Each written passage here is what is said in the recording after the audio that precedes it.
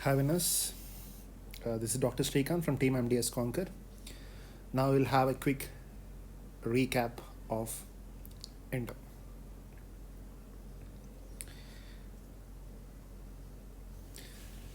So you can see pulp stones over here. Okay, so these are pulp stones, and when you have pulp stones, which can be identified sometimes on the radiographs, and the precautions that you take while you're doing the root canal treatment is, the calcifications can be removed by using EDTA. Okay, so EDTA helps in removing the smear layer. EDTA is a choice of irrigation solution in the case of your calcified canals. Okay, the percentage of EDTA is 17%, and the pH of EDTA is 7.3. Okay, so these are the points that you need to add related to EDTA. The next goes identify this. You can see some abnormal structure clearly arrow pointed. Okay, this is Talon's cusp. Okay, so identify this. They have given a lesion with you can see periapical lesions, right? Periapical lesions, and the teeth is vital. So periapical lesions, the teeth is non-vital. Then you can think of periapical abscess or periapical granuloma, something like that. Periapical lesions, but periapical lesion with a vital teeth is cementoma.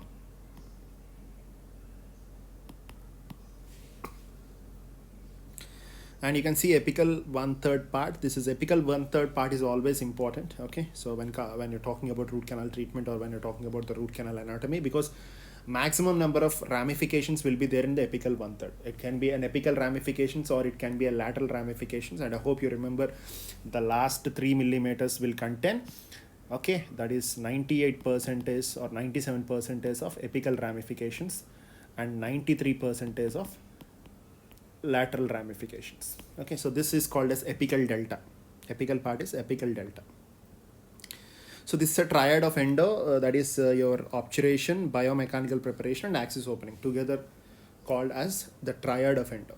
And in this, the most important step in this is biomechanical preparation, because it helps in removing the etiology. Because the most common etiology is microorganisms. Microorganisms will be removed by biomechanical preparation. So if they ask the most common step, biomechanical preparation, and the most common cause for the failure of root canal treatment, that is 3-dimensional obturation. Lack of 3-dimensional obturation is the most common cause for the failure.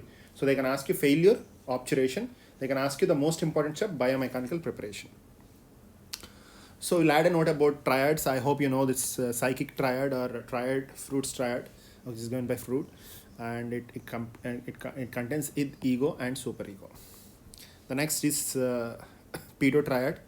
So that is the patient, the child, how the patient will be present at the apex. Okay, it's family, and it's a dentist. Okay, so this is given by Wright in the year 1975. So later a fourth factor is being added at the center. That fourth factor is called as society, and this fourth factor was added by MacDonald. Okay, MacDonald, I hope you know the author name, right? So that person has added the fourth factor.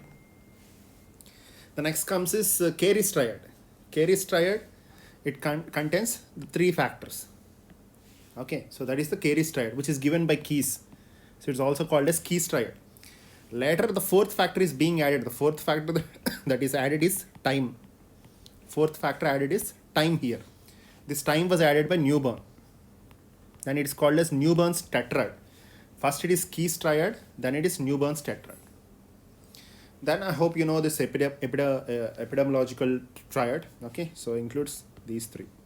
Here also fourth factor is being added after few eras. Okay, that is time. So what is the treatment of this case? So of course they are going to give some description, patient having pain or something, like when we do treatment is when the patient has pain, right? So you can see a separated file in the periapical region, which cannot be accessed through orthograde. So what we have to do is, we have to do the regular root canal treatment, finish the root canal treatment. This is how you can see the radio opaque gutta patch after the root canal treatment. So once you're done with the root canal treatment, then you have to do a periapical surgery. All your flaps, everything we have to learn. So you can use the flap, you can reflect it, and you can take this separated instrument out, and you can. So this is how the treatment plan for this case is. Hope you know this. This is called as intrapulpal. Okay, this is intrapulpal anesthesia. last mode of anesthesia. And make a note, this is the only anesthesia where the bends are given in the needle. Okay, regularly in any type of anesthesia, we don't give any bends, because whenever you give bends and whenever you extend the needle more than 5 millimeters, okay, according to Malumed, there are high chances that the needle can get separated. There are few cases or diagram based question they can ask you, like needle separation in the case when you're giving inferior alveolar nerve block, when the soft tissue depth is more than 5 millimeters. Okay, so you should not give any bends. Okay, this is the only anesthesia where you can give bends, that is intrapulpal with the pressure you're going to give. And they can ask you, previously they have asked what is this bend angle. I don't know how it is in the diagram, but the answer for this is 30 degrees. The bend is given as 30 degrees. Okay, so make a note in the X-ray tube again. The X-ray tube, you have one more angle, the X-ray tube angle. Okay, that is 20 degrees. Okay, so this is the intrapulpal last resort of anesthesia, which is useful to anesthetize the teeth. The bend is 30 degrees. Needle penetration, which is a Malumed question, that is should not be more than 5 millimeters. Coming to the root fractures. Okay, root fractures are of two types. One is horizontal fractures and the second one is vertical fractures. So we'll talk about horizontal fractures. Horizontal fractures occurs at different levels: apical 1/3, middle 1/3, and coronal 1/3, right? So prognosis will be good for apical 1/3 because the chances of infection are very, very less. Middle 1/3 and coronal 1/3, the prognosis are comparatively bad. Okay, so I hope you know this treatment plans and everything. Just have a glance. And coming to the next mode of fractures of the root, that is the vertical root fractures. They can give this VRF. Regularly they'll give this VRF. VRF means vertical root fracture. So vertical root fracture, basing upon the separation of the fragments, it's of two types. One is complete and incomplete. When the fracture fragments are completely separated, or when it is incompletely separated. Okay, the next one is basing upon the relationship with the alveolar bone. If it is exposed out, that is supraosseous, means treatment plan is comparatively easy. When it is inside bone, it is very difficult. You have to remove the bone, you have to do all this extrusion, and then you have to plan a treatment. So prognosis will be bad for this. Prognosis, because accessibility or visibility is good for, so it is good for this. Hope you know this MTA carrier. Add a note of this name. And this is a question which is given in 2019 NEET. It works on the principle of impedance. Okay, it works on the principle of current impedance. Okay, so they can give you this direct Carey Scan Pro. Okay, or they can give this diagram based stuff. It works on the principle of current impedance, helps in detecting the early caries. And I hope you are well familiar with this. It comes in your regenerative endodontics. Okay, so they can give you the abbreviations and they can ask you the full forms. Okay, so please do make a note. Exfoliated teeth, they can ask you. So exfoliated teeth is this.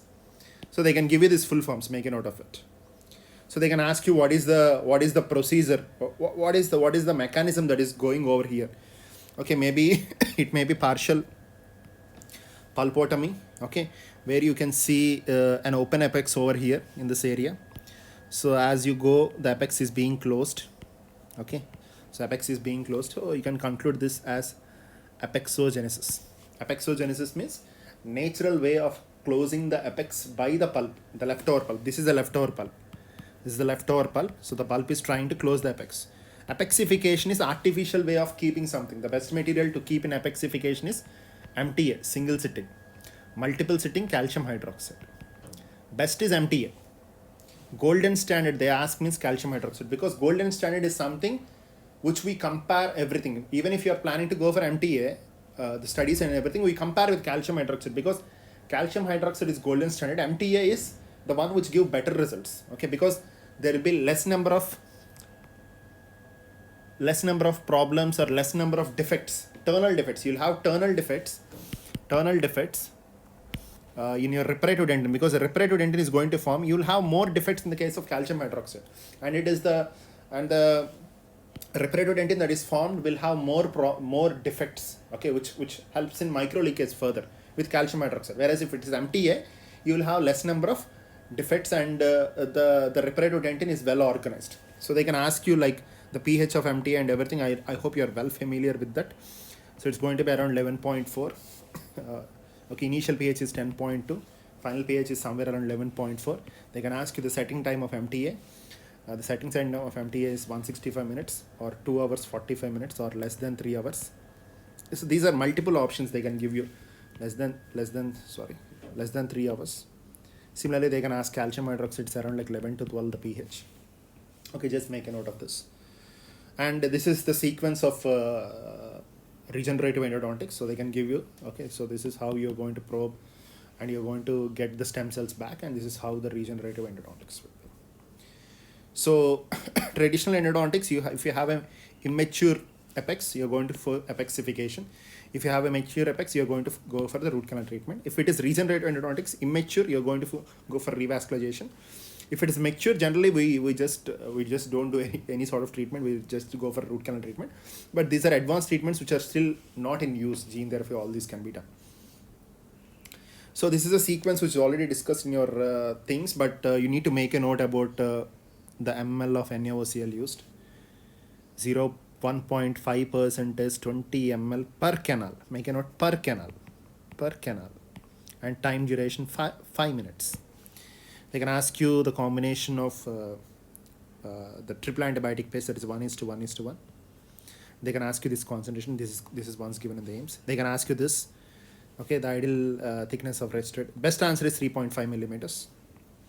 So in the second visit, how much time after? What is the local anesthetic of choice they can use without vasoconstrictor? Make a note. And the irrigation solution, that is 20 ml of 17% of EDTA. Okay, so how you are going to radiographical exam, clinical exam. So this is biodentin. What are the uses of biodentin? Biodentin is also like similar version, an extension of MTA. Uses are almost same as MTA. Is used in the apical surgery, apexification, apexogenesis, internal external resorptions, perforations, pulpotomies, pulp exposure, direct indirect pulp capping, even the replacement of dentin, because it is biodentin, it's dentin-like thing. Hot teeth is basically due to the special type of sodium channels on the C receptors, and these are called as TTXR receptors, which are more resistance. So what you're going to do is, the best one is to give bupivacaine. If you don't have bupivacaine in the answer, then you can go for articaine. Make a note, bupivacaine has more toxic. It is more cardiotoxic. Okay, so long acting LA. Half-life is very more compared with most of the LAs which are used in the market. And what is the advantage of articaine? Articaine is only anesthetic, only local anesthetic which has both ester group and amide group. I hope you remember your esters are metabolized in the plasma, amides are metabolized in the liver. So it is the one which metabolized in the both. So the other mode of managing this hot teeth is using a supplementary or intraosseous anesthetic. So what is this? So GG drills these are. This is one because it has 1 ring, 2 rings, 3 rings, 4 rings, 5 rings and 6 rings. It starts from, so first one is 0.5, 0.7, 0.9, 1.1, 1.3 and 1.5. Starts from here to there. What is the use of this? Orifice opening. Okay, your canal orifice enlargement and everything can be done by GG drills.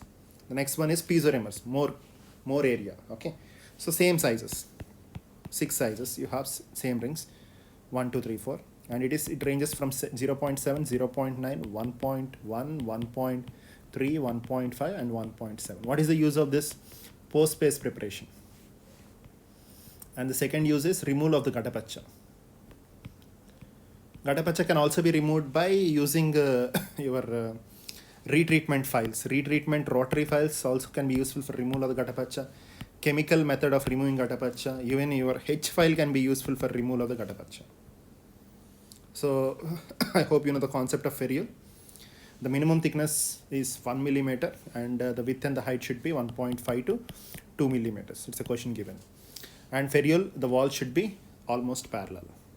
Ferrules can be core ferrule, crown ferrule. Make a note, crown ferrule is more effective than core ferrule. This is what I have discussed, 1.5 to 2 millimeters. So rest all you can check it off. Core is present on the core part, crown is present on the crown part. If you want, you can read the academic point of view. Hope you remember this sectional obturation. Whenever you're going for post and core, the type of obturation that is done is called as a sectional obturation. Means you have a bit of obturation that is covering this 4 to 5 millimeters, apical 4 to 5 millimeters.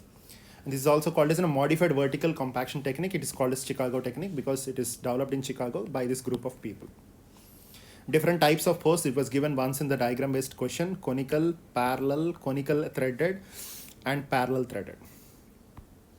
So I hope you know these rules. That is, conserve as much amount of as possible dentin, preserve at least 1 millimeter of dentin, and proportion is 1/3, 1/3, 1/3. What is double seal? What is single seal? These words are not used regularly nowadays, but do make a note because questions can come from this area. 3.5 millimeters. That is, I have discussed. Its ranges is 3.5 millimeters. Exact and accurate value, because this once given, that is 3.5 millimeters is the best answer. 3 to 5 millimeters is range, but exact answer is 3.5 millimeters. Hope you know the composition of Gatapacha. Gatapacha composition was given by Fredman, and this question was given in 2020 NEET exam. Major component of Gatapacha is zinc oxide, that is the filler, and you will have the plasticizers, and Gatapacha is not the major component of Gatapacha. So please do make a note of this plant name. Please do make a note of this name. This is given when the transformation from alpha to beta occur, where the alpha forms are used, where the beta forms are used, everything is important. Alpha form is most commonly employed in thermoplastizer Gatapacha technique, whereas the beta forms are most commonly employed in the case of lateral condensation of Gatapacha technique. Laser, full form they can ask you. Please do make a note. Lasers in endodontics were introduced by this particular group of people, and do make a note of these names. Okay, all these are important points highlighted. Okay, this is a hard tissue drill cutting laser. NEDYAZ, what is the full form? They can ask you to the temperature. This is the first designed laser in the dentistry, and is useful for the soft tissue and root canal sterilization. They can ask you root canal sterilization, which laser? So this is the answer. So diode lasers, okay, the wavelengths and everything are important. Poorly observed by the tooth, hence it is useful safely for the soft tissue which are close in approximation. They can ask you the diagram based question. Okay, so this is, they can help in removing the pigmented tissue, good soft tissue observation, precision cutting, and the coagulation of the gingiva. Orgone laser, these are the wavelengths used. This is a wavelength which activates campheroquinine, so it is used in the curing lights. This is the wavelength which activates the absorbs at the hemoglobin level, which helps in the hemostasis. So these are the questions which are there in your PP books and everything. Most of the questions relate to the laser. Just to make a note. If you're not done with this is important. You have to do it. Identify this. These are retreatment files. Retreatment rotary files. Okay. These are retreatment rotary files of ProTaper. These are called as D1, D2, D3. These are called as D series retreatment rotary files that you have to make a note. The next comes, okay, they can ask you the diagram based question. This is intraosseous anesthesia, where the anesthesia is going to be given inside the bone.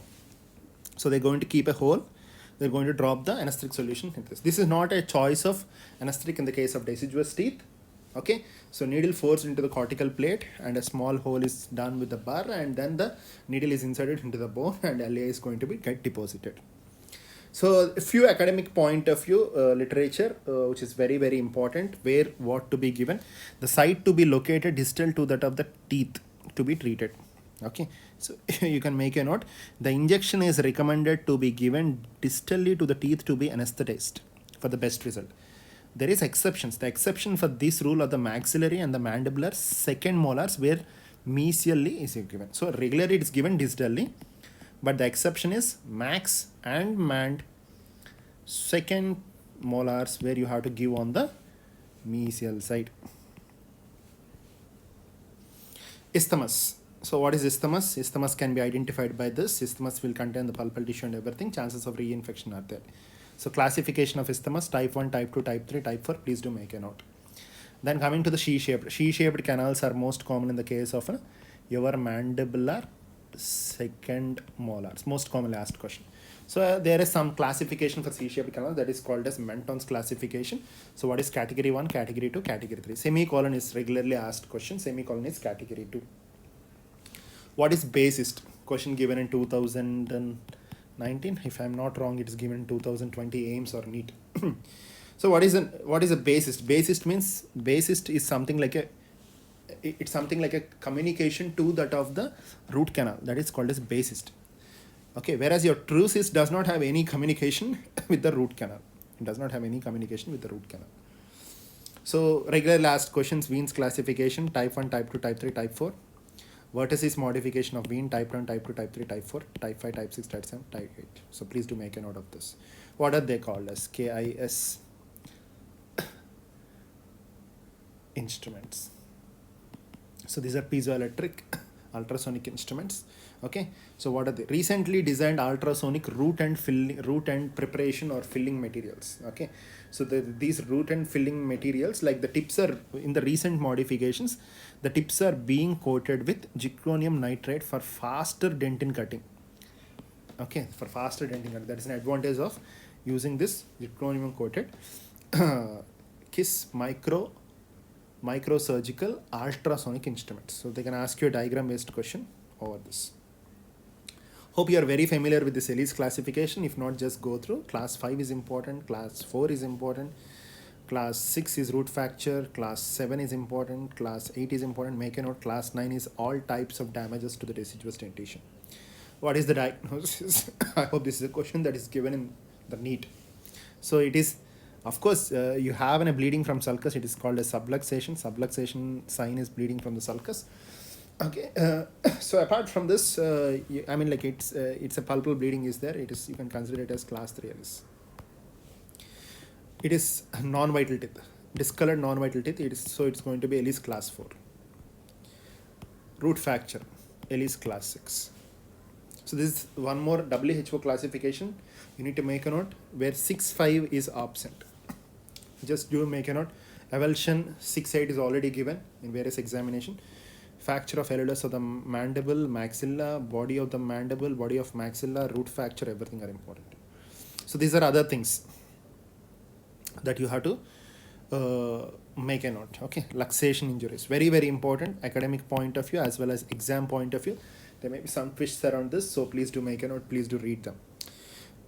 So avulsion less than 60 minutes, open apex, close apex. So please make a note, this is very, very important.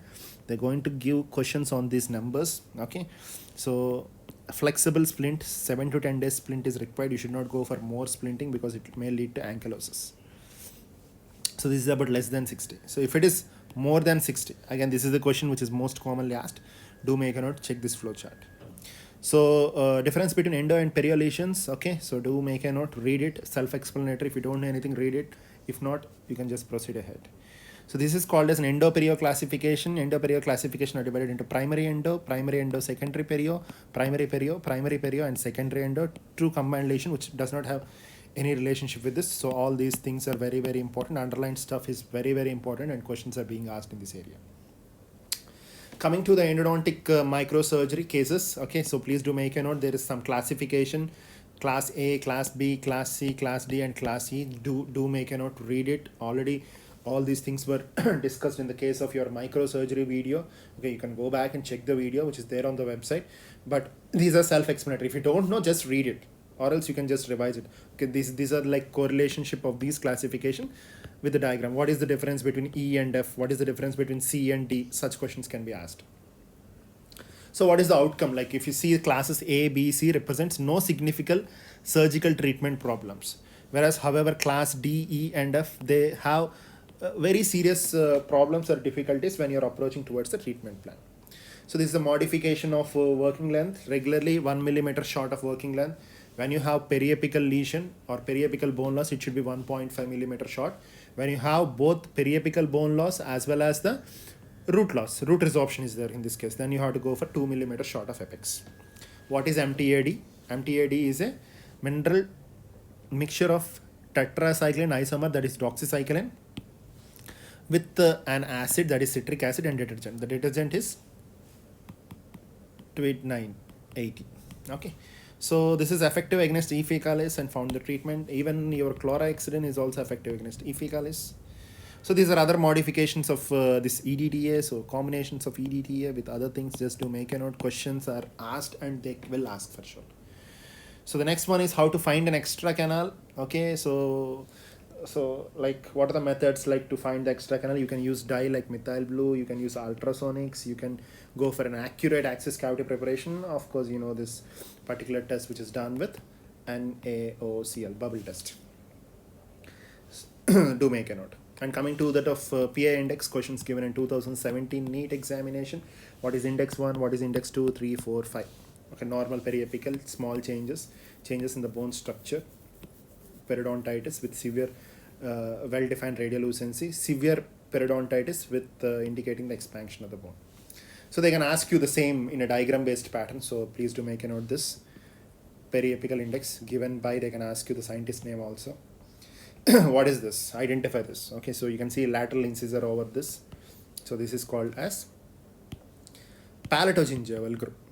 Palatogingival groove extending. You can see this. This is a palatogingival groove. This is a case done. Okay, so what is this? Sinus tract. So what is the diagnosis? Like, you're going to keep gadapacha, take the origin of the lesion. Okay, and you can blindly conclude this as chronic periapical abscess, because according to the new modifications of endodontic diagnosis, chronic periapical abscess, the good future identifying feature clinically is going to be the sinus tract. So this is how you can identify the sinus tract, by keeping gadapacha. So this is what the classification of palatogingival groove. When the groove is short, when the groove is long. Okay, when the groove is long and it is beyond the coronal 1/3 and it is not reaching coronal 1/3, you can just check this. They can ask you a question about this. What is this? This is a palatal abscess. Most common. You can see a palatogingival groove here. That may be the reason for the palatal abscess. Palatal abscess can be seen in which radiographic view? Occlusal radiographic view. So this is what the classification, type 1, type 2 and type 3. This is what the classification we have done recently. Okay, so there are a few other things that I want to discuss as of now, a few more academic point of view, like an examination point of view. One is ProTaper. Okay, you have something called as ProTaper. What are ProTapers? The rotary files, you have 3 shaping files and 5 finishing files. Okay, 5 finishing files. What are the 3 shaping files? You have SX, S1, S2. And coming to the color coding, the SX is gold color, this is purple color, and this is white color. And coming to the tip diameters, it is 0.19, it is 0.17, it is 0.20. And if you talk about the tapers, it is 4%, it is 2%, and it is 4%. So these are the shaping files. When coming to the finishing files are F1, F2, F3, F4, and F5. These are finishing files. So what are the finishing files colors? They are the same colors as that of your normal files. Yellow, red, blue, black, and again come back to the yellow. So coming to the tip diameter, same as yellow, 0.20, red 0.25, blue 0.30, black 0.40, and again coming to yellow 0.50. And coming to the tapers, it is 7, 8, 9, 6 and 5%. So they can ask you questions over this, because this is one of the most commonly used rotary file. Of course, you have a rotary video, which is very, very important, because nowadays we can see questions over like recent advances. Okay, so it's better not to take any risk. So the use of the size of gauge that is useful for syringe that is useful for irrigation it ranges from 27 to 30. And size of gauge that is useful for aspiration is 18. 18 is useful for 18 gauge is useful for aspiration. Okay, so the next one, fish zones. I hope like most of you, fish zones in the periapical lesion. You can remember it as ICIS. What is I? I for infection, C for contamination, again I for irritation, S for stimulation. So what are the questions they regularly ask? This infection is a central zone. So I for infection, central zone. The most common cells are polymorphonucleosides. The next one, contamination. You'll have round cells and it has lymphocytes. Next one is irritation. You have cholesterol crystals in the irritation, and you have mostly macrophages and osteoclasts, which helps in bone resorption. So irritation zone has more clinical significance because of its cholesterol crystals. So cholesterol crystals diagram based question is again important. Just check it off on Google, because anyway it's given in the mock exams. And the stimulation is fibroblasts, where the new cells are going to form. So destruction will be from center to periphery and healing will be from periphery to center. So periphery will have more healing things, that is fibroblast and osteoblast. Destruction will be centered to the periphery. Okay, I hope you're clear with this, the particular things. Okay, so and next important things that you have to make a note is the recent advances in rotary. Okay, so I want to make a note about R phase. So what is this R phase? R phase is an intermediate phase with rhomboidal structure that can form during the forward transformation from Marston stick to Austin stick. Okay, so this is what the R phase is. Okay, so you need to make a note, because this is the R phase is very, very important in the process of your rotary instrumentation. So the next one is we need to talk about M-wire technology. So what is this M-wire technology?